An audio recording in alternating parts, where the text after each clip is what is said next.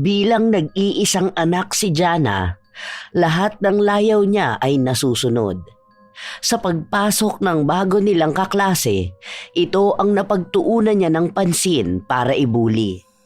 Laking isla si Carl. Mahirap ang pamilya nila kaya malaking pasalamat na nakakapag-aral siya sa magandang eskwelahan. Matayog ang pangarap ng binatilyo para sa pamilya niya. Ngunit unti-unti itong nawala dahil sa ginagawa na siyang katatawanan sa eskwelahan. Isang araw, nagtungo ang pamilya ni Jana sa isla kung saan nakatira sina Carl. Simula noon, nakaramdam na ng iba't ibang klase ng sakit ang dalagita. Ito na nga ba ay normal na sakit o sadyang may nagpapataw na ng kaparusahan sa kanya? Ikaw ang bago naming kaklase, di ba? Oo, ako nga. Ikinagagalak ko kayo makilala. Ew! Ano ba yung suot mo? Tapos amoy isda ka pa. Bakit naman ganyan? Nakakadiri ka naman. Umalis ka nga rito. Alam mo ba na ang lamesa na to ay para sa amin lang? Hindi ka kasama sa mga kaibigan ko kaya sa susunod alamin mo ang lugar mo. Doon ka. Nakakadiri kang kasama rito. Yuck! Tinulungan ko kasi ang tatay ko kanina na mag-angkat ng isda. Isa pa, wala namang sinabi na bawal umupo sa lamesang ito. Kumakain na ako. Siguro naman alam mong nakakabastos kapag nagpapalipat-lipat ako ng pwesto. Basta, kapag sinabi ko sa'yo na ayokong may iba akong kasama rito, ayoko, okay? Lumayas ka na rito, ang baho mo pa. Hindi umalis si Carl sa kinauupuan niya. Sa halip ay ipinagpatuloy niya ang pagkain sa lugaw na binili niya. Kanina pa siya nakakaramdam ng gutom. Marami na rin ang tao sa loob ng kantin, kaya paano pa siya lilipat ng mesa? Ah, ganon. Gusto mo talaga na ako pa mismo magpalaya sa'yo? Kinuha ni Jana ang mangkok na may lamang lugaw at saka nito ibinuhos sa ulo ni Carl. Mainit pa ito kaya napaso ang binatilyo. Agad siyang napatayo at doon ay itinulak siya ni Jana. Bago pa man upuan ni Jana ang pinagtayuan ng binatilyo, binuhusan niya muna ito ng alkohol. Ayan, umalis ka na. Ang baho mo, nakakadiri ka. Napailing si Shane nang makita ang inasta ng kaibigan. Sinabi niya pa na sana ay hindi ganun tinuring ni Jana ang bago nilang kaklase. Bakit hindi mo siya samahan? Basta ako, sinabi kong ayoko sa kanya, kaya ayoko siya rito. Gets? Nakakadiri na nga ang amoy niya eh. Nakakadiri pa siyang tingnan. Kung naaawa ka sa kanya, siya ang kaibiganin mo. Huwag ka rito, okay? Muling nagbigay ng pahayag si Shane at sinabi na galing na mismo sa bago nilang kaklase na mahirap lang sila at mangingisda ang tatay nito. Kaya sana ay intindihin na lang niya ang kalagayan. Ngunit wala siyang boses laban sa kaibigan. So, hindi ko na problema kung mahirap siya, no? Kailangan ko pa bang isipin kung naghihirap ang pamilya nila? Basta ako nag-iisa akong anak at lahat ng gusto ko, nakukuha ko. Tila ba walang kayang pakinggan si Jana? Hindi siya tumatanggap ng kahit na anong sita sa kanya ng mga kaibigan niya. Lalo pa at siya ang pinakamayaman sa kanilang lahat. Simula pa noon, hindi siya pumapayag na may ibang tao na mas lalamang sa kanya. Lahat ng naisi niya ay kaya niyang makuha. Pagkabalik nila sa klase, nakita nila si Carl na nakaupo lang sa sulok. Wala pa ang kanilang guro kaya nilapitan ito ni Jana. Oh, hindi ka man lang naligo o nagpalit ng damit mo? Tingnan mo nga yan, nangingitim na yan sa dumi oh. Tingnan niyo, class, may kasama pala tayo ritong pulube. Alam mo, dapat hindi ka na rito nag-aral. Hindi ka naman bagay sa lugar na to eh. Nagtawa na ng buong klase dahil sa sinabi ni Jana. Napayuko na lang si Carl dahil sa hiya na nararamdaman niya. Lahat ng mata ay nasa kanya at ang buong klase ay napupuno na ng panlalait at tawanan tungkol sa estado ng kanyang buhay. Ang dapat, dun ka na lang sa isla ninyo para naman hindi ka nagmumukhang kawawa rito. Sige na, manguha ka na lang ng isda araw-araw. Habang patuloy na nanlalait si Jana, biglang dumating ang kanilang guro. Nagtaka ito sa kaguluhan na nangyayari, kaya tinanong niya ang dalagita kung bakit siya nakatayo malapit kay Carl. Sorry ma'am, paano kasi itong lalaki na to? Ang dugyot niya eh. Look oh, ang dirty ng suot niyang damit. Ang baho niya pa. Kaamoy niyang malansang isda, nakakadiri. Bakas ang pagkadismaya ng kanilang guro kay Jana. Dahil dito, pinangaralan siya na hindi siya dapat nagsasalita ng ganon sa kahit na sino. Hindi niya dapat binabase sa estado ng buhay ang pakikitungo niya sa isang tao. Nasa paaralan si Carl dahil mataas ang pangarap niya para sa kanilang pamilya na siyang pinagtawanan ng dalagita. Nagtawanan ng buong klase dahil sa sinabing ito ni Jana. May mga lumilingon pa sa likuran. Hindi na rin napigilan ni Carl na maluha sa kanyang mga naririnig. Ito ang unang araw niyang papasok sa eskwelahan. Hindi niya inasahan na ganito ang mapupuntahan niyang lugar.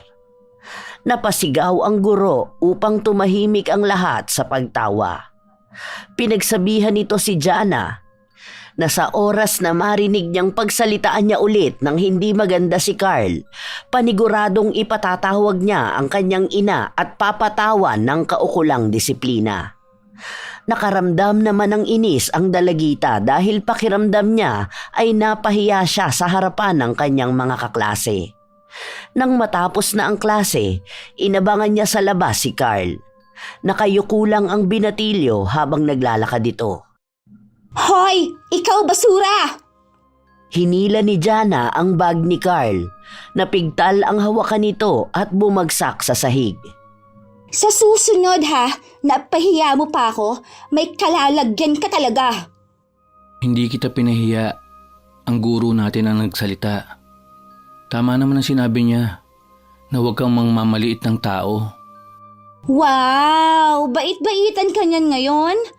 Pwede bang tigilan mo yung paawa effect mo? Kasi hindi bagay sa'yo.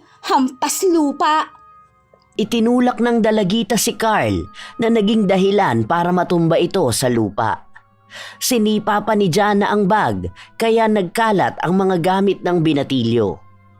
Paalis na sana si Jana nang may sumigaw sa likuran niya. Sa paglingon niya, nakita niya ang isang babae. Mukhang ito ang ina ni Carl. Sino ka naman? Ikaw bang nanay niya? Tumaas ang kilay ng ginang sa naging tono ni Jana.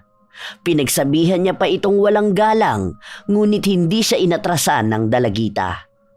Bakit naman kita gagalangin? Hindi ka naman kagalang-galang. Huwag mong ginaganyan ang nanay ko. Oh, well, kaya naman pala mukha kayong basura eh, kasi mag-ina nga kayo. Bahala na nga kayo dyan, aalis na ako. Inirapan lang ni Jana ang dalawa bago siya tumalikod para umalis. Nakakaramdam naman ng inis ang nanay ni Carl sa natunghayan niya. Nais niyang bigyan ng leksyon ang suwail na bata, ngunit pinigilan siya ng kanyang anak. Habag naman ang naramdaman ng ginang sa sinapit ng kanyang anak. Umalis na rin ang mag-ina dahil kailangan nilang tumawid sa dagat papunta sa isla kung saan sila nakatira.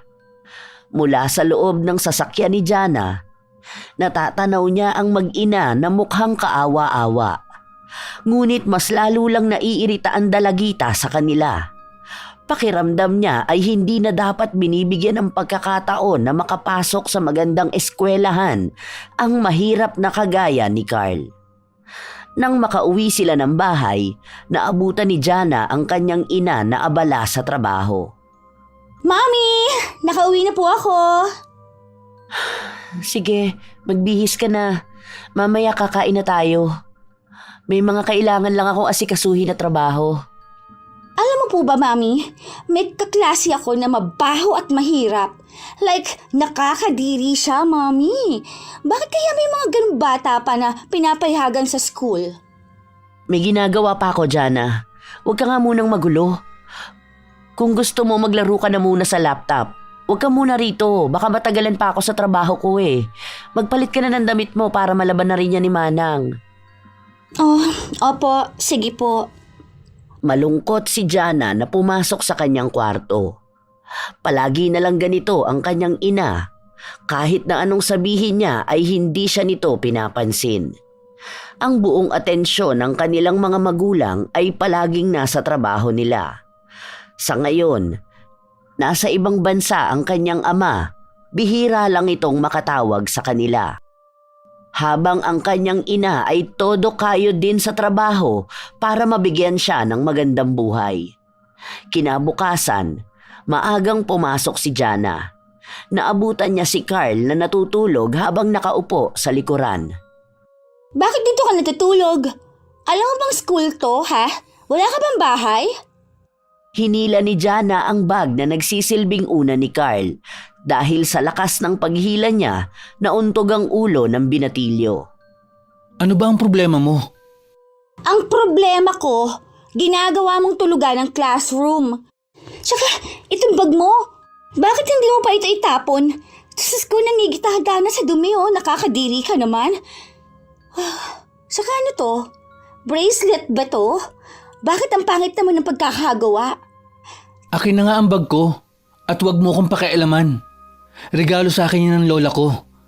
Yan na nga lang ang gamit na naiwan niya sa akin bago siya namatay. Tinitignan ko lang. Isa pa, ang pangit naman nito. Bakit ko naman to pagkakainteresan, ano? Mukhang galing sa lola mo kasi ang baduy tingnan. Tumayo si Carl para kunin ang pulseras, ngunit ang bag lang ang binato sa kanya pabalik. Ibalik mo sa akin yan. Baka masira mo pa yan. Kahit naman masira ko to, no? Kaya ko naman bayaran. Mayaman ang pamilya namin. Mas mahal pa ang kaya kong ibalik sa'yo. Hindi naman yan nasusukat sa salapi. Hindi ibig sabihin na kaya mong bilhin ang lahat ng bagay, kaya mo na rin mapalitan ang halaga nito. Hindi kayang tumbasan ng pera ang halaga niyan para sa akin. Ginawa mismo yan ng lola ko. Ang pangit-pangit nga nito, pahahalagahan mo pa? Bumili ka na lang ng bago, yung magbumukha ka namang maayos. Nag-agawan ang dalawa sa pulseras dahil sa lakas ng puwersa nila ay napigtal ito. Sa gulat ni Jana, natumba siya sa sahig. Kasabay nito ang pagpasok ng guro nila at ng iba pang mga kaklase. Agad na tinanong ng guro ang nangyari.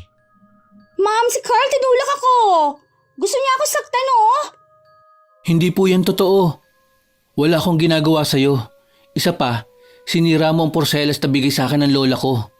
Sinabi ko naman sa'yo na huwag mong pakialaman ang gamit ko. Hindi naman yan magiging mahalaga para sa'yo. Umiiyak na si Carl habang pinupulot nito ang mga piraso ng napigtal na pulseras. Matagal na niyang itinatago ang regalo na ito. Nang mamatay kasi ang kanyang lola, ang pulseras na lang ang naiwang alaala.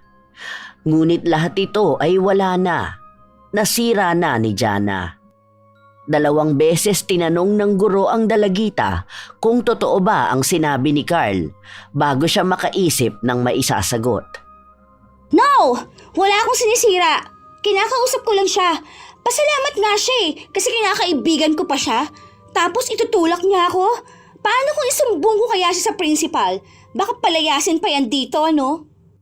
Hindi na alam ni Carl kung ano nga ba ang dapat niyang gawin. Nakatingin ng masama sa kanya si Jana.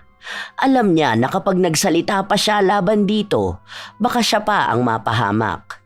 Kaya kahit na siya naman ang tama, siya na lang ang nagpakumbaba. Pasensya na po. Hindi ko naman po sinasadya. Dahil sa pag-ako ni Carl, siya ang pinagalitan ng kanilang guro. Tinanggap niya ang mga sermon, wag lang humaba ang away. Samantalang nagbaldita si Jana bago siya bumalik sa kanyang upuan. Hindi pa siya tapos kay Carl. Ang gusto ng dalagita ay ang umalis na si Carl sa eskwelahan nila. Sa tuwing nakikita niya ito, mas lalo lang siyang nakakaramdam ng irita. Bago ang uwian, lumabas silang lahat para sa isang aktibidad. Pumuslit si Jana papasok sa silid. Nagtaka si Shane kung bakit sila naroroon.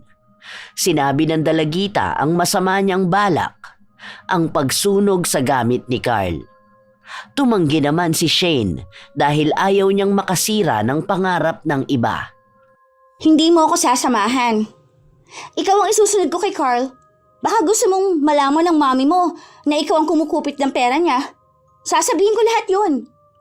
Wala nang nagawa pa ang kaibigan ni Jana kundi ang sundin ang kagustuhan niya. Bago pa man nila sunugin ang mga gamit ni Carl, hinalungkat pa ito ni Jana. Napansin niya ang mga putol na pulseras ng lola ni Carl. Kinuha niya ito at ibinulsa. Matapos nito, sinunog niya ang bag kasama ang lahat ng gamit ng kaklase. Pagbalik nilang lahat sa silid, napansin ni Carl na nawawala ang mga gamit niya. May nakakita ba ng gamit ko? Nawawala kasi rito. Sino raw ang nakakita ng basura? Sabi ni Carl.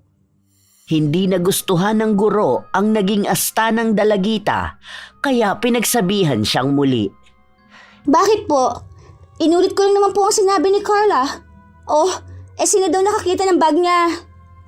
Hindi nagpatalo ang katwiran ni Jana, kaya hinarap na lang ng kanilang guro si Carl upang tanungin ito kung saan niya ba inilagay ang gamit niya. Hindi ko naman po inilabas dahil iniwan ko po yun sa upuan ko. Hindi ko po alam kung bakit bigla na lang po nawala rito. Nagtulong-tulong ang lahat na hanapin ang bag ni Carl habang ang dalagita ay nakaupo lang sa tabi. Hindi siya tumayo para tumulong dahil alam na rin naman niya kung nasaan ito. Ilang saglit pa, narinig ang pagsigaw ng kaklase nila sa labas. Sinabi ng lalaki na nakita na niya ang bag pero halos maubos na ito dahil sa pagkasunog. Nagmamadali namang tumakbo si Carl palabas para tingnan kung may maisasalba pa ba sa gamit niya. Ngunit wala na talaga. Mabigat sa kalooban ng binatilyo na ang pinaghirapan ng mga magulang niya ay nasunog ng ganun lang. Sa sama ng loob ni Carl, hindi niya kinaya ang maiyak. Oh, kawawa naman ang bata. Nasunog ang basura niya. Alam kong ikaw ang may kasalanan nito. Kasalanan mo kung bakit nasunog ang gamit ko. Aray! Ano ba ginawa ko? Bakit ba akong pinagbibintangan mo, ha? Talagang nagawa mo pa akong itulak? Kapag ikaw isinumbong ko, mawawala ka na ng tuluyan dito. Ang lakas sa loob mo. Wala akong pakialam. Pero ito ang tandaan mo. Lahat ng ginawa mo sa akin, pagsisisihan mo. Hindi dito matatapos ang lahat ng ito. Ang kasamaan ng ugali mo, may karma na babalik sa'yo. Matapos itong sabihin ni Carl ay agad siyang tumakbo palayo. Si Jana naman ay inalalaya ng kaibigan niya para makatayo. Ako pa ngayon ang tinakot niya? Bakit? Sino ba siya sa inakala niya? Karma, karma. Ano naman ang magagawa ng karma? Hindi naman yan totoo, ano? Lumipas ang ilang araw hanggang sa ilang linggo at buwan, hindi na nagpakita pa si Carl. Hindi na siya pumapasok at mukhang mas kinatuwa ito ni Jana. Siguro, nandun na si Carl sa lugar nila. Nagbibilag ng isda. Dismayado ang mukha ni Shane habang nakikita kung paano tumawa ang kaibigan. Iniba na lang niya ang usapan at napunta kung saan sila mamamalagi sa darating na bakasyon. Nabanggit ni Jana na pupunta sila sa kabilang isla at sinabi ni Shane na doon nakatira sina Carl. Nagtanong pa siya kung hindi ba siya natatakot dahil pupunta siya sa teritoryo ng batang inaapi niya. Matapang namang sinabi ni Jana na kailanman hindi siya matatakot dahil mayaman sila at lahat kaya nilang magawa kapag may pera sila. Nang kinahapunan, nagmamadaling umuwi si Jana sa bahay nila para mag-empake na ng mga dadalhin niya sa isla. Magtatagal sila doon ng ilang araw para sa bakasyon nila. Habang nag-eempake siya, napansin niya ang putol na pulseras galing sa gamit ni Carl. Nandito pa pala tong basura na to. May tapon nga mamaya. Itinabi ni Jana ang pulseras sa gilid ng lamesa. Matapos nito ay lumabas na siya. Nakaligtaan niyang kunin ito para itapon sa labas. Mas nangingibabaw sa kanya ang tuwa na aalis siya kasama ang pamilya niya. Ngayon na lang ito mangyayari, kahit na wala pa roon ang kanyang ama. Sa wakas ay makakasama na niya ang nanay niya na hindi iniisip ang trabaho nito. Jana, dito ka na lang umupo sa tabi ko. Ayoko. Doon ako sa harapan. Hindi nga raw pwede ang bata sa harapan ng bangka. Baka mamaya mahulog ka pa dyan. Ayoko. Gusto ko sa harapan ako uupo. Gusto ko makita ang dagat habang tumatawid tayo ng isla. Napakamot na lang sa ulo si Martin habang nakatingin sa pinsan niya. Ginagawa talaga ni Jana kung ano ang gusto niyang gawin. Walang kahit na sino ang pwedeng pumigil sa kanya. Tuwang-tuwa ang dalagita habang pinagmamasdan ang malinaw na karagatan. Saglit lang din ay nakarating na sila sa isla. Pagbaba niya, natanaw niya ang isang pamilyar na mukha. Matalimang tingin nito patungo sa kanya. Irap lang ang naging tugon ni Jana. Kilala mo ba ang batang yun? Sino? Yung mukhang basura? Si Carl. Kaklase ko noon pero hindi na pumapasok ngayon.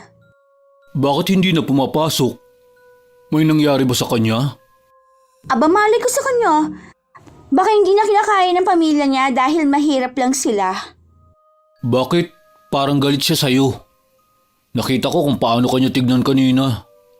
Baka naman may nagawa kang masama sa kanya. Ako? May gagawin? Wala akong ginagawa. Ang bait ko kaya. Baka kasi naiinggit siya dahil ako nakakapag-aral. Tapos mayaman pa. Siya, andyan lang. Mangingisda yung tatay tapos walang maayos na buhay. Oh, bakit? Kasalanan ko ba yon? Huwag kang ganyan magsalita sa kanya. Malay mo naman, nagsisikap ang mga magulang niya para makapag-aral siya.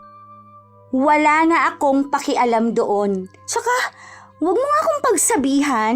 Magpinsan lang tayo, oy. At parehas lang tayo ng edad. Huwag mo nga sirain ang mood ko, Martin. Kahit na, kung nakikita ko na may nagagawa kang bagay na hindi maganda sa kapwa mo, ayoko naman na hayaan ka na lang. Tignan mo nga kung paano ka magsalita sa iba. Labas ka na sa kung paano ako magsalita sa kanila, okay? Isa pa, nagsasabi naman ako ng totoo. Lumalabas lang sa bibig ko kung ano ang totoong nakikita ko. Bakit? Gaano ka ba kasigurado na totoo ang mga nakikita mo?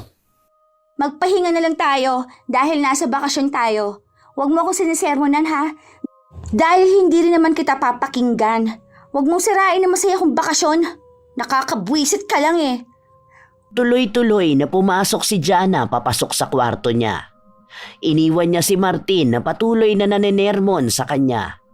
Walang kahit na sino ang kayang hawakan siya sa leeg dahil lahat ng gusto niyang sabihin at gawin ay malaya siya.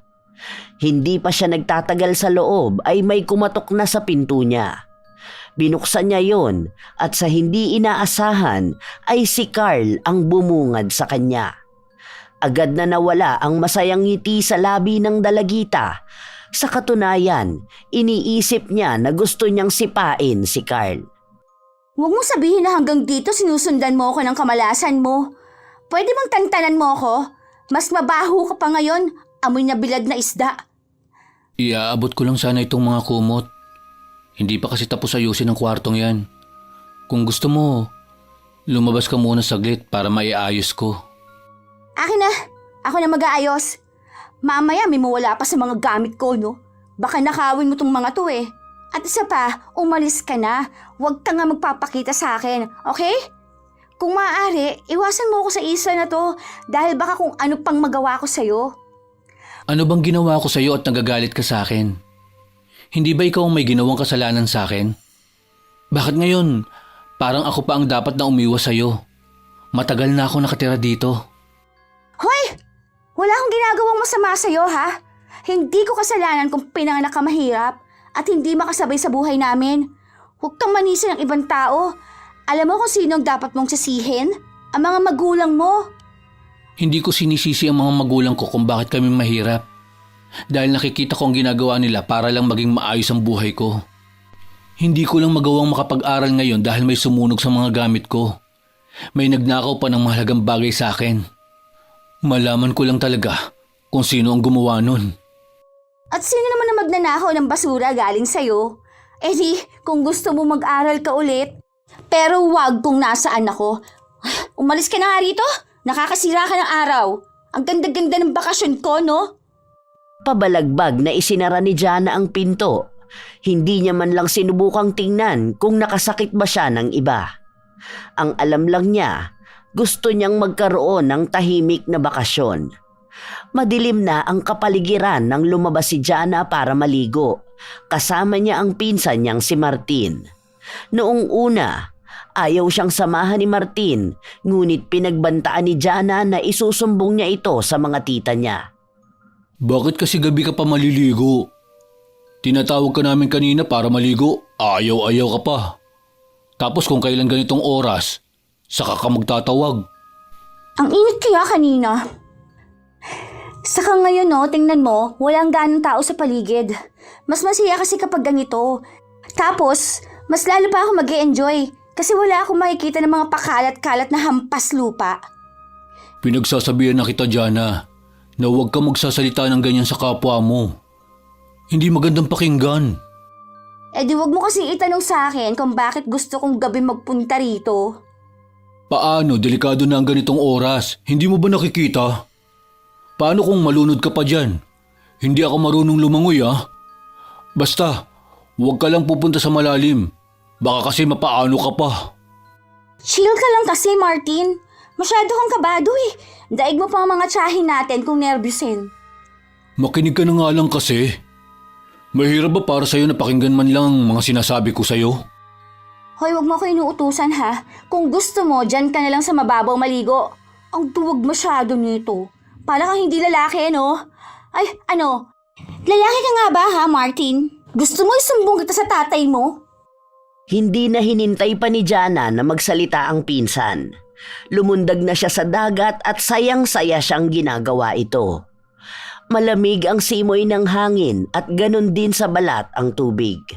Mas nakakaramdam ng kaginhawaan si Jana habang ginagawa niya ito.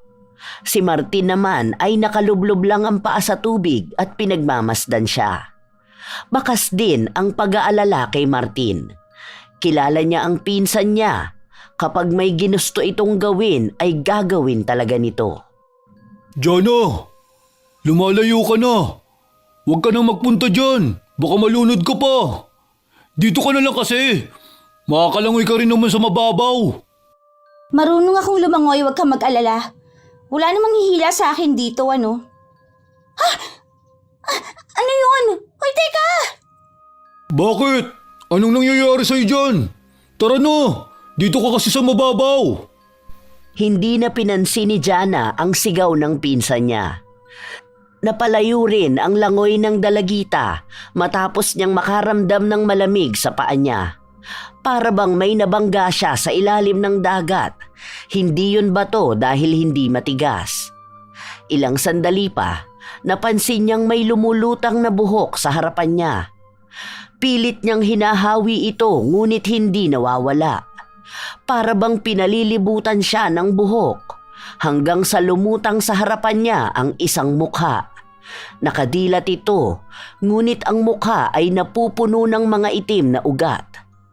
Nanlamig siya sa nakita niya. Hindi ito isang panaginip lang. Tulong! Hindi na tumagal ang sigaw ni Jana matapos na may humila sa paa niya pailalim sa dagat. Mahigpit ang pagkakahawak na yon at mabigat. Pakiramdam niya ay unti-unti na ring nauubos ang hininga. Pinipilit niyang umahon, ngunit mabigat ang kanyang katawan. Hindi niya rin maipiglas ang mga paa niya dahil sa may mahigpit na nakakapit sa kanya. Nakapikit si Jana habang pinipilit ang kamay niya lumangoy pa itaas. Ilang sandali pa ay may humila sa kanya. Doon ay nakahinga siya ngunit habol. Bit-bit siya ng isang lalaki. Ano yun? Bakit may biglang humila sa akin pa ilalim? Ano nangyayari? Pinagsabihan ng lalaki si Jana na mag-ingat siya sa pagpunta sa malalim na parte, lalo na kung hindi naman siya marunong lumangoy. Pinaglaban pa ng dalagita na may humila sa paa niya, ngunit sinabi lang ng lalaki na ganun daw talaga ang nangyayari sa mga batang matitigas ang ulo, kaya kung ayaw niyang mapahamak, matuto siyang ayusin ang ugali niya. Sa totoo lang ay nakakakilabot ang boses ng lalaki, lalo pa at may pagbabanta ang mga salita nito. Nagtungo na sila sa dalampasigan kung saan ibinaba ng lalaki si Jana. Agad naman na tumakbo papunta sa kanya si Martin. Bakas ang pag-aalala sa mukha ng kanyang pinsan. Salamat po kuya. Ay, ano ka ba naman Jana? Hindi ba sinabi ko sa'yo na huwag kang magpupunta sa malalim? Ano bang nangyari sa'yo? Ay, tara na nga, bumalik na tayo sa kubo. Baka mapaano ka pa. Mayayari pa talaga ako kay tita. Ang tigas kasi ng ulo mo. Kapag pinagsasabihan ka, makinig ka naman. Lagi na lang ang gusto mong masunod. Kahit na ikapapahamak mo yun. Pwede ba? Nakita mo na ngang nalunod na ako Panay ka pa salita. Hindi naman ikaw ang tumulong sa akin Nakakarindi ang boses mo. Huwag mo lang sabihin kay mami Baka mapagalitan pa ako Ikaw kasi Ikaw talaga may kasalanan nito. Sa akin ka pa nagagalit ngayon? Pasalamat ka nga nakatawag agad ako ng tutulong sa'yo. Paano kung walang tao sa paligid? Matatagpuan ka na lang namin na palutang-lutang. Matigas kasi masyado ang ulo mo. Palagi na lang ang gusto mo ang dapat na masunod. Ang hilig mong manisi ng mga nagagawa mong mali. Sana sa susunod, Jana, kaya mo nang tanggapin kung ano talaga ang nagawa mong mali. Nakakawalang gana naman. Dapat hindi ka nalang sumama dito Papagalitan mo pa ako.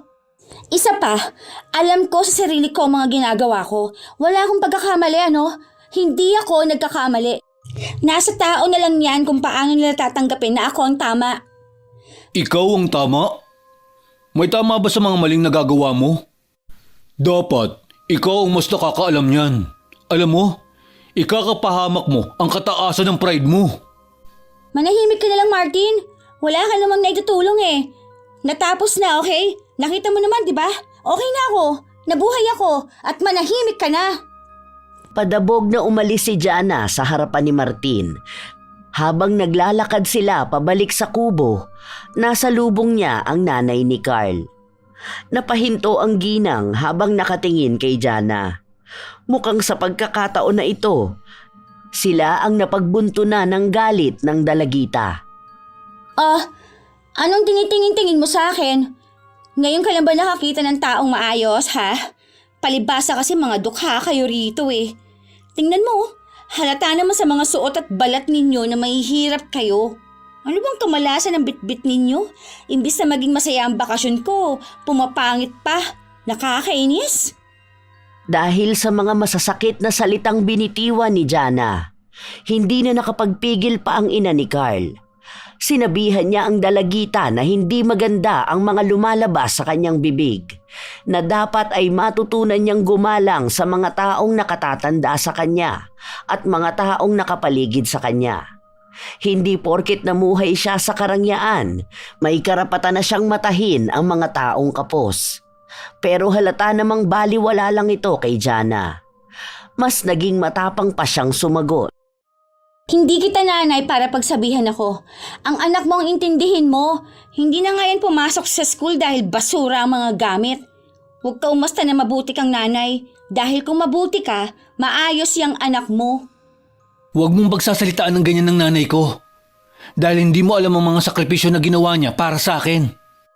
Wala akong pakialam. Ang gusto ko lang, huwag kayong paharang-harang sa dinaraanan ko, okay? Huwag ninyong bahiran ng mga dumi ninyong magandang bakasyon ko. Ay, makalis na nga. Nakakapikon kayong lahat. Umalis sa harapan nila si Jana. Ngunit hindi maalis ang matalim na tingin ng ina ni Carl. Ngayon lang siya nakakita ng ganon kawalang modo na bata. Alam niyang dapat sa kanya ay pinaparusahan. Hindi dapat pinapalampas ang ganong klase ng ugali. Kinaumagahan, lumabas si Jana para mag-almusal. Sa isang malawak na mesa, naroon ang pamilya nila. Umupo ang dalagita sa tabi ng kanyang ina kung saan katapat siya ni Martin. Minamalditahan niya pa ang pinsan, ngunit ramdam na ni Jana na may nasabi na siya sa kanila. Ano itong nababalitaan ko, Jana? Anong balita? Na may minamalditahan kang staff ng isla. Bakit ganyan ka makipag-usap sa kanila? Tapos, kagabi muntikan ka para umalunod, sabi ni Martin. Ano bang ginagawa mo, Jana? Pinagsabihan ka na raw ni Martin na huwag na lumabas ng gabi, pero ginawa mo pa rin. Opo. Sinabi ko naman po sa kanya na delikado dahil bago lang kami. Pero nagagalit po siya sa akin dahil hindi ko raw po siya anak. Sinabi mo pa pala talaga? Ang tsismoso mo talaga, no? Kalalaki mong tao, ang bilis mo maghatid ng mga balita. Tapos ngayon, sumbong-sumbong ka pa. Hindi ka na lang talaga nanahimik, ano? Nagsabi lang ako kay tita para alam niya ang nangyayari sa'yo. Munti ka na ngang mamatay. Mabuti na lang at may natawag akong tutulong sa'yo. Hindi ako munti kang mamatay. May humila kasi sa paa ko eh. Saka mukhang nakakatakot dito. Dapat nga hindi na tayo nagpupunta rito eh. Kasi kahit ang mga staff dito, kung nakikita nyo naman, mukha silang mga kawawa. Ang babaho kaya nila. Masyado na kasing gabi, kaya nga sinabi ko sa'yo na maaga kang maligo. Hindi ka kasi marunong makinig sa sinasabi sa'yo eh. Huwag kang lalabas mamayang gabi. Baka wala nang makakita sa'yong nalulunod ka dyan. Lahat talaga ng isla may mga ganyan. Kaya nga may paalala na huwag maliligo mag-isa. Tapos nagawa mo pa talaga kung kailan tulog na kaming lahat. Pasalamat ka at naroon si Martin. Isa pa, hindi magandang nanlalait ka ng kapwa mo. Ano naman ang ipagpapasalamat ko sa kanya, ha? Ni hindi niya nga ako natulungan nung nalulunod ako. Tapos ang galing niya pa magsumbong. Doon ba ako magpapasalamat kasi dahil sa kanya, pinapagalitan ako ngayon? Jana, ano ba yung mga pinagsasasabi mo? Makinig ka nga. Hindi lahat ng bagay ay dapat ikaw palagi ang tama. Ay, nakakainis naman. Nakakawalang gana naman kumain dito. Mamaya na nga ako kakain. Ayoko na rito. Kahit napigilan si Jana ng mga kamag-anak niya, wala siyang pinakinggan ni isa sa kanila. Ginagawa ng dalagita kung ano ba ang gusto niyang gawin. Walang kahit na sino ang kayang kumontra sa kanya. Nag-iisa lang siyang anak, kaya alam niya na lahat ng nanaisin niya ay ibibigay ng mga magulang niya.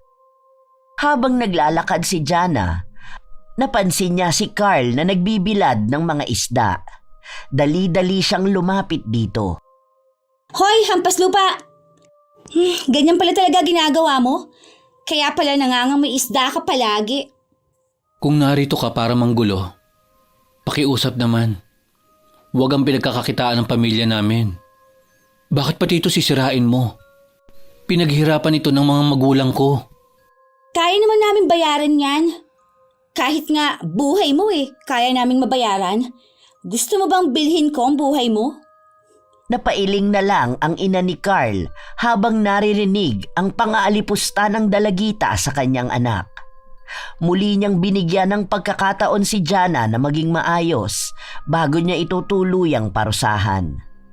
Bilang isang ina, kailanman ay hindi niya matatanggap na pagsasalitaan nino man ang anak niya kung paano ito maliitin ng dalaga. Ang mga sumunod na salitang binitiwan ni Jana ang mas nagbigay ng gigil sa kanya. Ikaw ring matanda ka. Hindi ikaw ang kinakausap ko. At isa pa, mas lalo lamang nakakaawa ang magiging anak mo. Tingnan mo nga yang si Carl. Hindi na nga nakapag-aral, naging taga-bilad pa ng mga walang kwentang daing na to. Palagi na nga may mabaho dahil nasa mabahong lugar nakatira. Sandali! Tigilan mo yan! Hindi na napigilan pa si Jana na itaob ang pinagbibilaran nila ng mga daing. Dahil sa ginawa niya, kumalat ang mga isda sa buhanginan. Nasayang ang lahat. Nag-iisip ka pa ba? Bakit mo yan ginawa? Magkano ba yan? Babayaran na lang namin. Ang akala mo kasi lahat na lang kaya mong bayaran. Puro na lang pera ang pinapakita mo. Hindi lahat kayang tapatan ng pera mo, tandaan mo yan. Kaya matuto kang gumalang sa iba. Bakit? Pera lang din naman ang kailangan ninyo ah. Huwag ka na nga magpanggap. Mamaya, pababayaran ko yan sa nanay ko. Oh, OMG! Nasira ang kuko ko. Ay, nakakainis naman. Tingnan mo, napudol na ang kuko ko dahil dyan. Nakakainis naman oh. Sa inis ni Jana ay pinag-aapakan niya ang mga isda. Tapos nito ay agad siyang umalis doon. Nasira ang kabuhayan nila at nasagad na sa galit ang ina ni Carl. Kaya naisipan niyang oras na upang parusahan ang suwail na bata. Inutusan ng ginang ang anak niya na hanapin ang kuko na natanggal sa dalagita kanina. Sa kabilang banda naman, nag-aalala pa rin si Jana sa naputol niyang kuko. Nasira na ang ganda ng kamay niya, kaya mas lalo siyang nakakaramdam ng inis kay Carl. Ang malas naman ng gala ako sa lugar na to. Paano? Nandito ang mahal sa buhay ko. Kung hindi lang dahil sa mga mahal ko sa buhay eh. Pero dapat kasi hindi lang kami dito nagpunta. Sana mas masaya pa. Jana! Jana! Tinatawag ka na ni Tito. Oh, bakit na naman? Babalik na raw tayo sa bahay. Oh, ang bilis naman. Dadalawang araw pa lang tayo dito. Ni hindi ko pa nga nagagawang magsaya rito ano.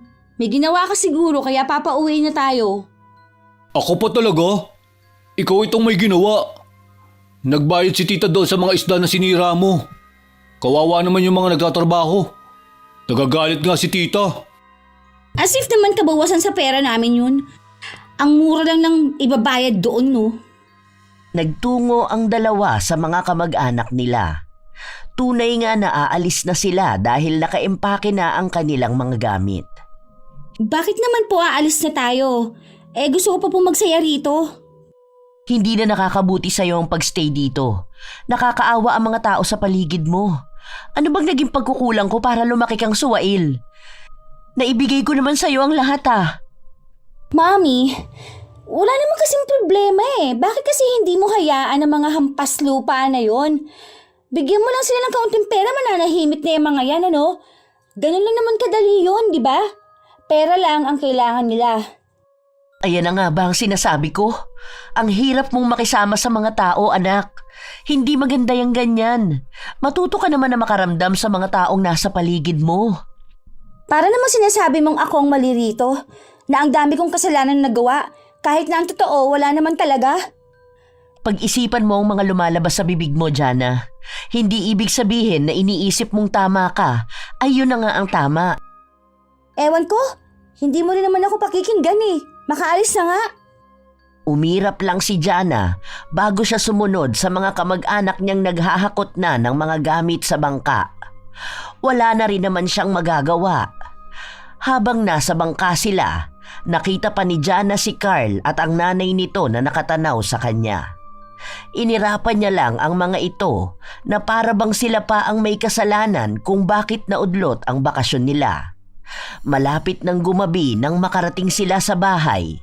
Pagkarating nila ay dumiretso si Jana sa kanyang kwarto. Ano yun? Ba't ang lansan naman ng kwarto ko? Mami! Mami! Bakit ang baho sa kwarto ko? Parang nangangamoy isda. Nakakadiri. Palinisan natin to, Mami, ha? Hindi ako makakatulog kung ganitong amoy ng room ko. Nangangamoy isda? Hindi naman kwarto mo ang nangangamoy isda. Ikaw ang malansa, anak. Baka dahil yan sa tinapon mong isda kanina. Maglinis ka na muna. Galing tayong dagat, kaya baka yun ang nadala mo. Ew! Nakakadiri talaga ang amoy ng isda, no? Inamoy ni Jana ang sarili niya. Nag-iba pa ang mukha niya matapos na maamoy ang lansa ng balat niya. Ilang saglit lang din ay naligo na siya. Habang nagbabanlaw siya, napansin niya ang bitak sa kanyang balat. Para itong mga kaliskis ng isda. Marami nito sa binti niya.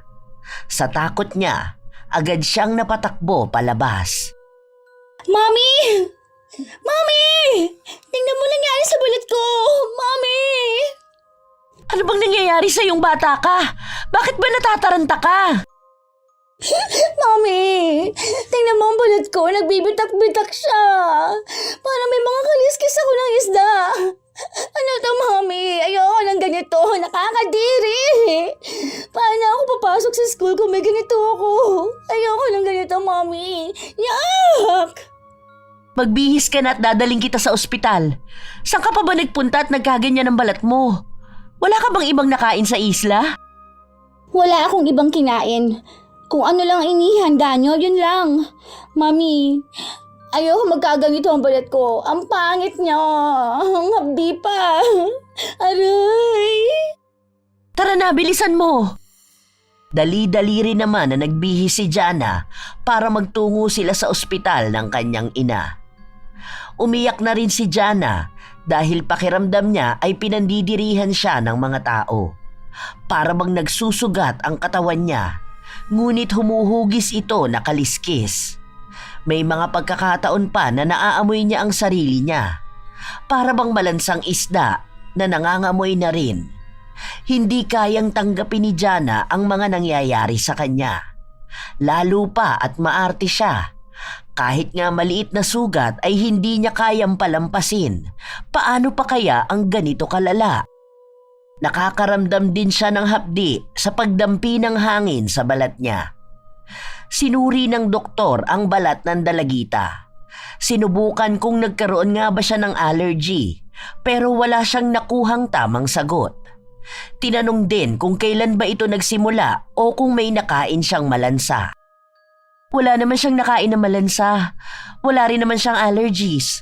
Tapos kahapon wala din naman akong napansin na sugat sa kanya. Kanina lang nagkaganyan ang balat mo, hindi ba? Kanina ko lang po napansin nung naligo ako. Kasi kahapon wala naman akong ganito, Dok. Gamutin niyo na po ako. Ayoko nagbumukha akong nakakadiri. Tingnan niyo naman. Nagnanana pa siya, oh. Tapos nakakatakot tingnan. Ang sakit at ang hapdi pa. Nagbigay ng reseta ang doktor. Iinumin ni Jana ang gamot at kailangang maobserbahan kung gagaling ba siya matapos ang 1 linggo. Umuwi sila ng bahay na walang humpay sa pag-iyak si Jana. Pakiramdam niya ay isa na rin siyang nakakadiring tao.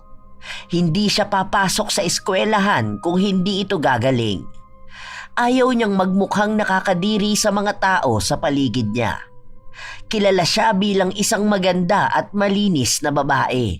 Kaya paano niya matatanggap na makikita siya ng mga tao na ganito? Ipahid na muna natin itong mga gamot, anak. Ano ba kasing nangyari sa'yo? Baka mamaya naman nakabati ka doon sa isla. May mga ginawa ka bang kakaiba? Magsabi ka ng totoo, anak, para naman matulungan kita. Hindi ko na alam ang gagawin. Wala naman ako ibang ginawa ron eh. Baka nga may binagawa na masama sa akin si Carl. Oo, siya. Baka siya ang gumawa nito sa akin. Kasi nakakatakot silang pamilya eh. Ang sabi pa nga ng kaklase ko na maraming mangkukulam sa lugar nila.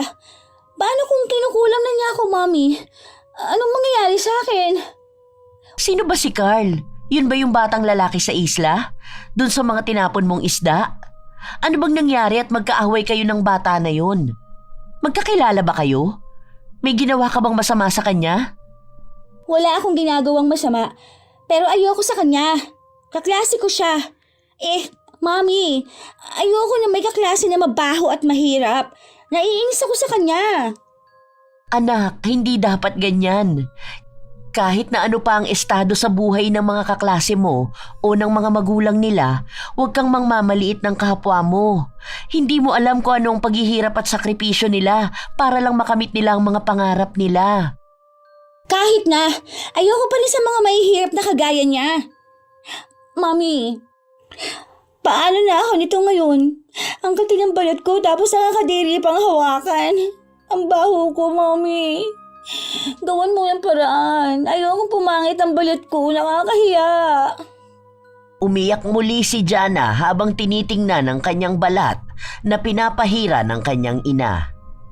Ilang araw na rin ang lumipas, ngunit sa halip na gumaling ang mga sugat ay mas lalo pa itong lumala. Malapit na ang balik eskwela nila, ngunit walang gana si Jana na pumasok. Lalo pa ba ngayon na mas umaalingasaw ang lansa ng sugat niya? Mas kumakalat din sa balat niya ang mga sugat. Kahit na anong takip niya, hindi niya maitago ito. Ang dami na nating napuntahan na espesyalista, wala man lang nakakaalam ng sakit mo. Hindi ko na alam ang gagawin ko, anak. Parang tama nga si Maring Josie. Ipapatingin na kita sa albularyo. Mukhang doon natin malalaman kung ano nga ba ang pinagmulan ng sakit mo. Yak, Mommy! Bakit sa peking doktor pa? Paano ako gagaling yan? O tingnan mo, buong katawan ko na may sugat. Para na akong isda na nabubulok nito eh. Mukha siyang mga kaliskis talaga. Ayoko magkaroon ng sa mukha ko. Papangit ako, Mommy. Mommy! Susubukan lang natin, anak. Baka nga may nabati ka noong nasa isla tayo. Kung saan-saan ka naman kasi nagpupunta. Baka may nasagi ka pa roon. Alam mo naman na may mga elemento tayong hindi nakikita eh. Paano po yan? May pasok na kami bukas. Hindi ako papasok hanggat hindi ako gumagaling. Mami, ayokong pagtawanan nila ako ron. Hindi ba may honor ka? Paano na yun? Pwede ka namang pumasok. Ipapaalam ko na lang sa guru ninyo na huwag ka muna mag-uniform para matakpan din yung sugat mo at hindi na lumala pa. Walang magawa si Jana. Kahit na ayaw niyang pumasok ay kailangan niyang gawin. Isasawalang bahala na lang niya ang nararamdaman. Sa unang araw ng pagpasok, hinatid si Jana ng kanyang ina at kinausap ang guru nito. Habang nakaupo si Jana, napansin niya ang isang pamilyar na mukha sa likod.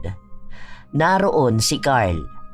Kalmado lang ang mukha nito at kahit na paano ay nagmukha siyang malinis. Hintayin mo na lang ako rito mamaya ha, susunduin kita. Mami, humanap ka ng paraan para gumaling ako. Ayokong nakakadiri ako. Tila ba nagbago ang ihip ng hangin dahil naging tahimik na lang si Jana sa kinauupuan niya. Ayaw na rin muna niyang sumama sa labas kasama ang mga kaibigan niya dahil pakiramdam niya kahit na anong oras ay mapapansin siya ng mga tao. Nakatago ang kanyang mga sugat ngunit hindi siya komportable. Nagsimula naman siyang mapansin nang magsalita ang isa sa mga lalaking kaklase niya. Sinabing nangangamoy raw siyang nabubulok na isda. Nagtawa na ng mga kaklase niya sa biro na ito. Nakaramdam ng hiya si Jana. Ngayon lang siya napagtawanan ng ganito dahil noon siya ang nagiging dahilan para mapahiya ang tao sa paligid niya. Baka ugali mo lang ang nangangamoy. O baka ang bibig mo. Ang baho kaya ng hininga mo. Bakit parang may kaliskis ka sa leeg mo, Jana? Tinutubuan ka na ba ng buntot? Baka sa susunod, maging daing ka na niyan. Mas masangsang ka pa sa nabubulok na isda. Isa ka pang hampas lupa ka? Bakit ka pala bumalik dito ha? Hindi ba ayaw mo na mag-aral? Bumalik ka nga sa pinanggalingan mo. Doon ka sa mga isda humiga. Total, yun lang naman ang kaya ng pamilya ninyo. Dukha! Kinausap kasi ng guro natin ang nanay ko at gusto kong pabalikin sa pag-aaral. Sa katunayan, may mga tumutulong nga sa akin para makapag-aral ako. Tignan mo, binigyan ako ng magandang damit ng guro natin. Ang bait nila sa akin. Ganun talaga kapag mabait ka sa kapwa mo.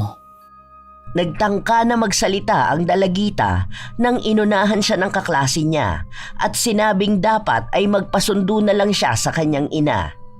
Dahil masyado nang umaalingasaw ang lansa ng katawan niya at mas nagiging nakakadiri ang itsura ng kanyang kaliskis. Ngayon si Jana na ang naging sentro ng katatawanan.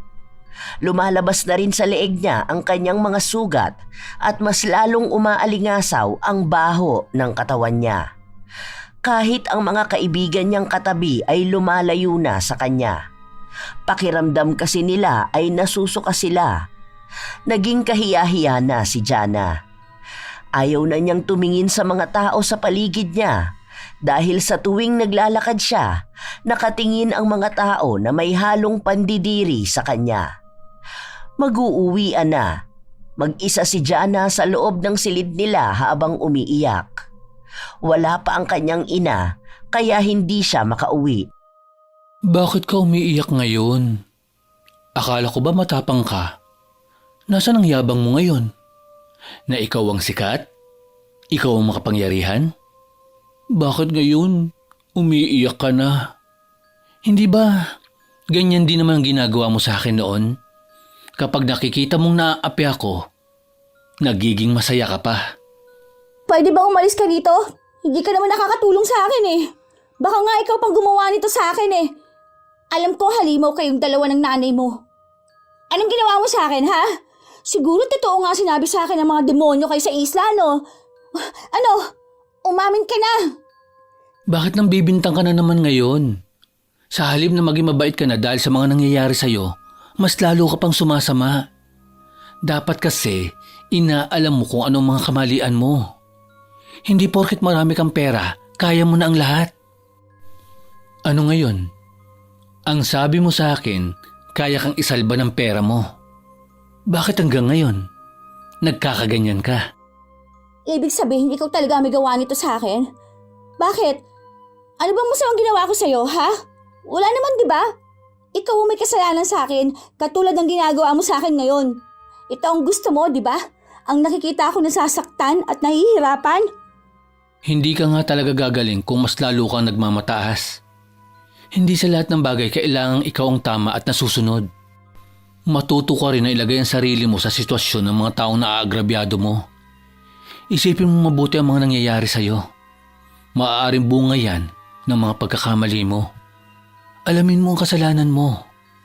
Huwag kang palaging bumato sa kapwa mo. Nagtangka pa na magsalita si Jana, ngunit natigilan siya nang dumating ang kanyang ina. Agad na rin na umalis si Carl. Pasensya ka na anak, hindi agad kita nasundo. Masyado kasi ako naging abala.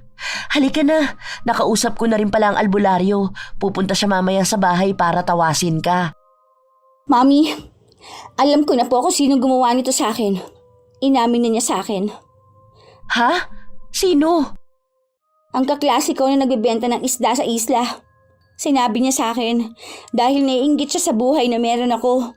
Paano? Isa siyang hampas lupa, Mami. Naiinggit siyang mayaman ako kaya gusto niya magdusa ako. Hindi na nagsalita pa ang nanay ni Jana. Inalalayan na lamang siya nito papunta sa kotse. Nang makauwi na sila, naglinis ng katawan ang dalagita at napansin niyang mas lumalala pa ang sakit niya sa balat. Mas nagiging mabaho pa ito na kahit ang nanay niya ay hindi na kayang tumabi sa kanya. Mami, nasan ni albularyo? Tingnan mo po, lumalala na yung sugat ko. Ayoko ng ganito. Mami! Paano may umungukit sa balat ko? Hindi ko kayang ganito. Sobrang sakit po. Ang kati-kati rin pero ayokong kamutin dahil masasira ang balat ko, Mami. Sandali na lang, andyan na siya sa labas. Susunduin ko na lang muna ha. Habang mag-isa si Jana sa kwarto, hindi niya napigilan na maiyak sa sakit na nararamdaman niya. Nagnanaknak ang sugat niya at sa bawat patak nito ay amoy ng nabubulok na isda. Maging siya ay nasusuka na sa sarili niya. Ayoko na ng ganito. Sobrang sakit na. Pakiramdam ko malapit na ako mamatay. Ayoko na. Please lang. Kung ano man ito, gusto ko na itong gumaling. Ayoko na maging pangit ang balat ko. Patuloy na umiiyak si Jana habang nakatingin sa kanyang katawan. Ilang sandali pa, dumating na ang kanyang ina at ang albularyo. Inayos na ng albularyo ang isang lamesa kung saan naglagay sila ng tubig sa planggana. Nagsindi rin siya ng kandila habang nag-uusal ng dasal. Matapos nito, pinatak niya ang kandila sa tubig. Umiiling siya habang nakatingin sa pinorma ng kandila. Inangat niya ito at itinapat kay Jana. Anong ibig sabihin yan? May nabati bang maligno ang anak ko? Ipinaliwanag ng albularyo na may gumagawa ng masama sa dalagita, kaya ito nakakaranas ng ganoong klase ng sakit. Sabi sa'yo, Mami, may gumagawa talaga niyan sa akin. Si Carl yan. Kasi nga sabi niya sa akin na ginagantihan niya ako. Narinig ko mismo sa kanya yun. Siya mismo nagsabi sa akin. Kaya nga maniwala ka sa akin, Mami. Kulamin na rin natin siya.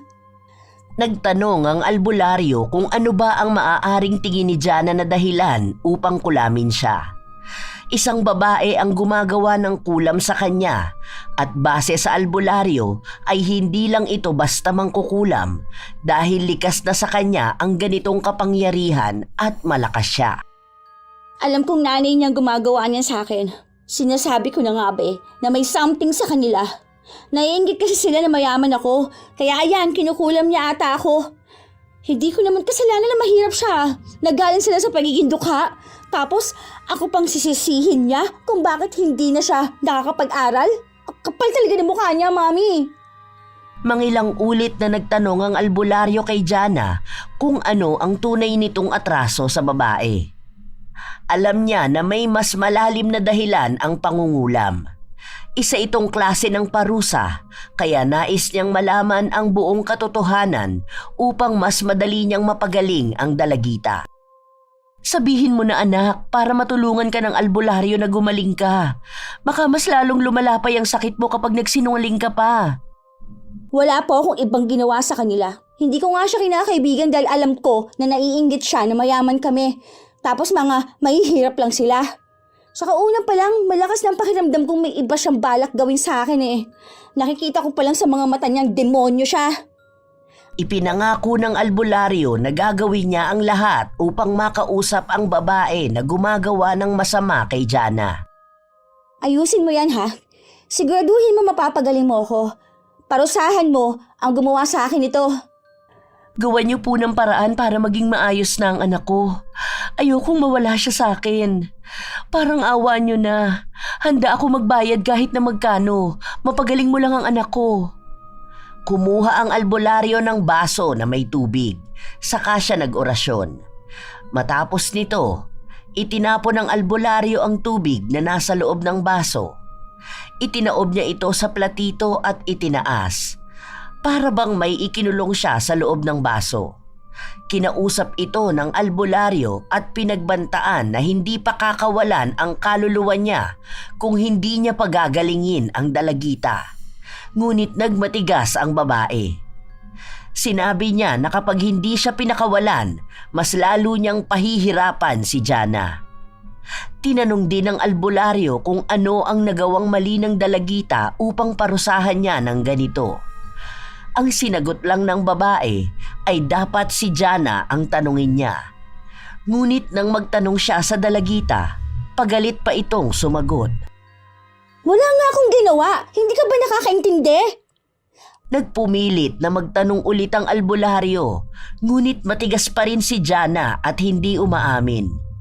Pinagpipilitan niya na kahit kailan ay hindi siya nakagawa ng mali sa kapwa niya. Dahil hindi ito maagapan ng albularyo, sinabi na lang nitong mahihirapan silang puksain ang kung sino mang kumukulam sa dalagita. Dahil sa narinig, agad na nag-init ang ulo ng dalagita. Wala ka naman palang alam eh. Paano mo ako magagamot? Wala naman palang kwenta itong nakuha mong albularyo, Mami. Anak, ano bang pinagsasasabi mo? Tinutulungan ka na nga para gumaling ka eh. Binuksan ng albularyo ang baso at pinakawalan ang kaluluwa ng ina ni Carl. Humarap ang albularyo kay Jana. Malamig at tuwid ang mga tingin na ito. Dahil sa pagtataka nila, nagtanong ang ina ni Jana kung ano ang nangyayari. Ipinaliwanag sa kanya ng albularyo na ang tanging makapagpapagaling lang sa kanyang anak ay ang kanyang sarili. Ngunit hindi niya magagawa yon kung palaging mataas ang tingin niya sa kanyang sarili at hindi inaalam ang tunay niyang kamalian. Nakiusap pa ang ina ng dalagita, ngunit hindi na tumugon pa ang albularyo. Binigyan niya lang ng payo si Jana na matutong aminin ang pagkakasalang nagawa niya sa iba. Matapos nito ay agad na ring umalis ang albularyo. Hinayaan niya ang mag-ina na makapag-usap upang ipaalam din kay Jana na sa mga ganitong sitwasyon ay tanging siya lang ang kayang sumalba sa kanyang kaluluwa. Ano ba talaga ang ginawa mo, anak? Mami, bakit pati ikaw hindi ka naniniwala sa akin? Peke naman yung albularyo na nahanap mo. Kaya ipapatay na lang kaya natin ang gumawa nito sa akin. Hindi ba marami namang kakilala si Daddy? Bakit hindi natin yung hanapin para ipabaril ang buong pamilya nila? Hindi maaaring ganito ang ginagawa nila sa akin. Tama nga. Di ba po, Mami? Tama ako? Tama nga na mali ang pagpapalaki ko sa'yo. Hindi kita naturuan ng tamang asal. Ibinigay ko sa'yo ang lahat ng bagay na naisin mo at hindi ko man lang naituro sa'yo kung paano ka dapat makikibagay sa kapwa mo tao. Masyadong naging mataas ang pangarap ko para sa'yo, kaya naging mataas ka rin sa kapwa mo. Hindi ko na malaya na ako mismo ang nagpalaki ng sungay mo.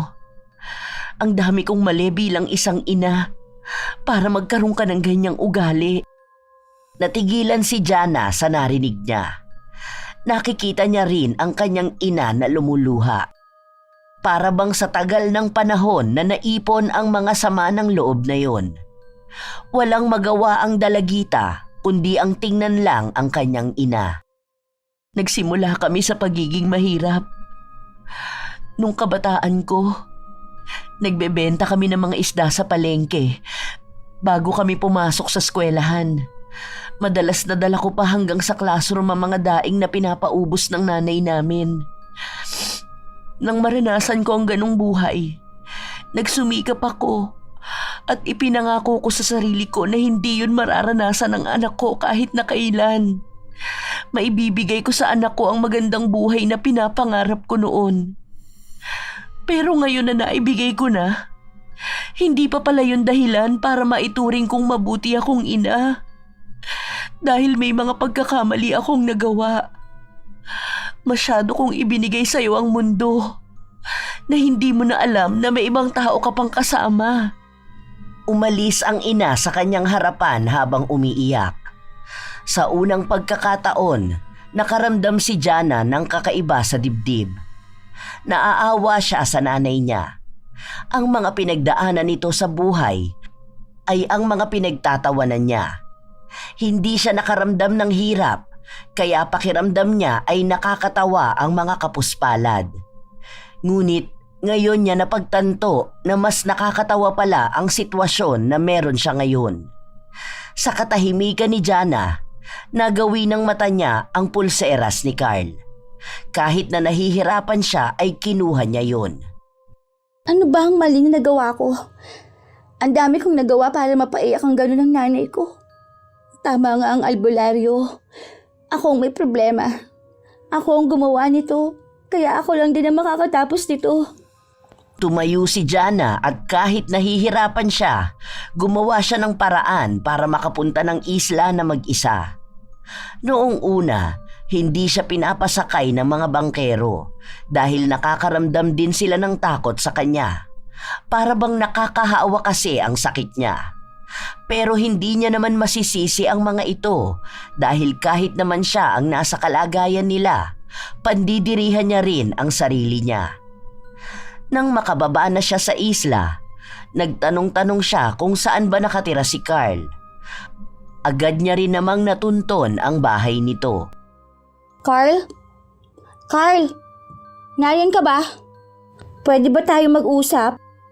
Walang sumasagot sa bahay, ngunit ramdam ni Jana na may tao roon. Nagpapatuloy siya sa pagkatok hanggang sa pinagbuksan siya. Anong ginagawa mo rito? Nandito ka na naman ba para malitin ang buhay namin? At ngayon, gusto mong makita kung gaano kalit ang bahay namin? Hindi. Nagpunta ako rito para isaulit to sa'yo. Gusto kong humingi ng tawad dahil nasira ako yan. Ako ang sumunog ng gamit mo dahil nakakaramdam ako ng inis sa'yo.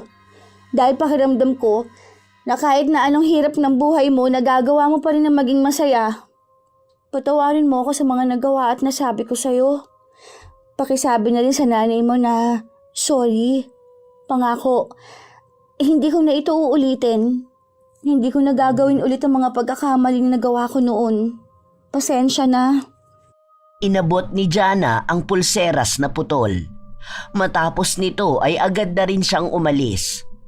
Bumalik siya sa bahay nila na ganoon pa rin ang sitwasyon. Para bang sa mga panahon na ito, tinatanggap niyang mahihirapan si Carl na patawarin siya dahil sa dami ng mga pagkakamaling nagawa niya. Ang alam lang niya, bukal sa kalooban niya ang paghingi ng tawad sa binatilyo. Sumunod niyang pinuntahan ay ang kanyang ina. Mami, Anak, saan ka ba nagpunta?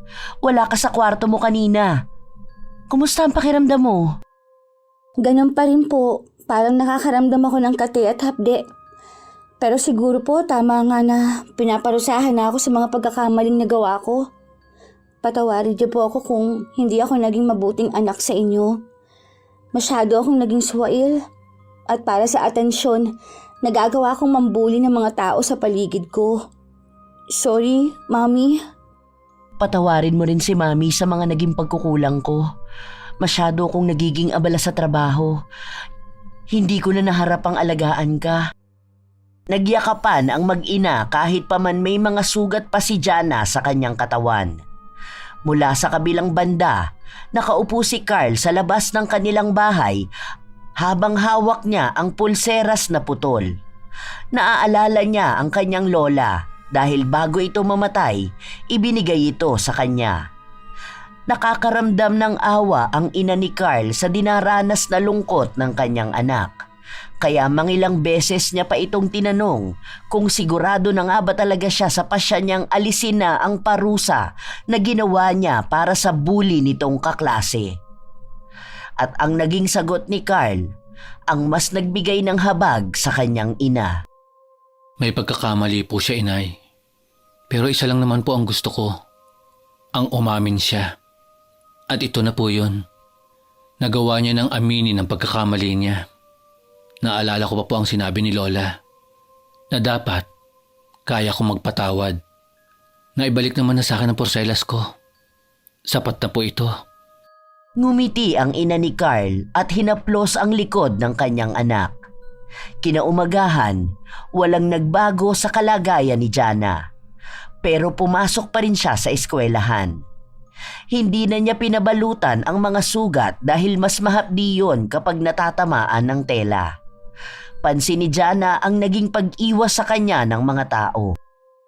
May iba na pinagtatawanan pa siya, ngunit isinawalang bahala niya ito. Ngayon niya nararamdaman lalo kung ano ang pinaparamdam niya sa mga nabuli niya noon. Sa likod na bahagi umupo si Jana para hindi na rin nakakahiya sa mga kaklase niya. Nawala na siya ng kaibigan at ng kasikatan na meron siya noon.